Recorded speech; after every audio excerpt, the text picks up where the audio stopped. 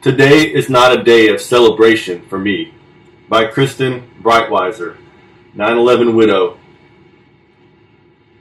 When my husband was killed on the morning of 9/11, television stations around the world ran split-screen video. They showed the building still burning, juxtaposed against young Arabs celebrating in the streets. That disturbing vision left me incredulous. It was forever emblazoned on my psyche.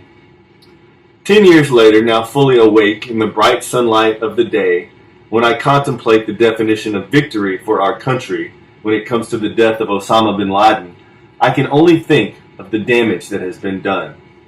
I think about the thousands of lives lost, American, Afghani, Iraqi. I know firsthand the sorrow those families have felt. I ponder how the billions, maybe trillions of dollars could have been better spent. I remain alarmed about the continued expansion of absolute executive power in the name of fighting this seemingly ongoing and never-ending war on terror. Quote, unquote. I worry about the further erosion of our constitutional rights. I wonder when our troops will ever be called home. I know that all too well, thousands of young American men and women soldiers will never have the opportunity to return home. And of course, I fear reprisal.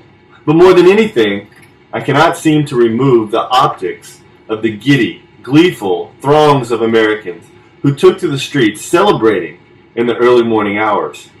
Forgive me, but I don't want to watch uncorked champagne spill into the hallowed ground where thousands were murdered in cold blood. And I don't want to see any ugly, blood-stained sheets as proof of death or justice. Nor do I want to think about the bullet-ridden corpses being dumped into the sea. And it breaks my heart to witness young Americans cheer any death, even the death of a horrible, evil, murderous person, like it is some raucous tailgate party on a college campus. Why are we not somber? Where is the deeper, more meaningful reflection? Haven't we learned any lessons in the 10 years that have passed? Paid any attention along the way? Gained any valuable wisdom? Are we really better off? Can it ever be a true victory when so many don't even seem to comprehend the magnitude of what has been lost along the way? Or even what the future might hold? Was it all worth it?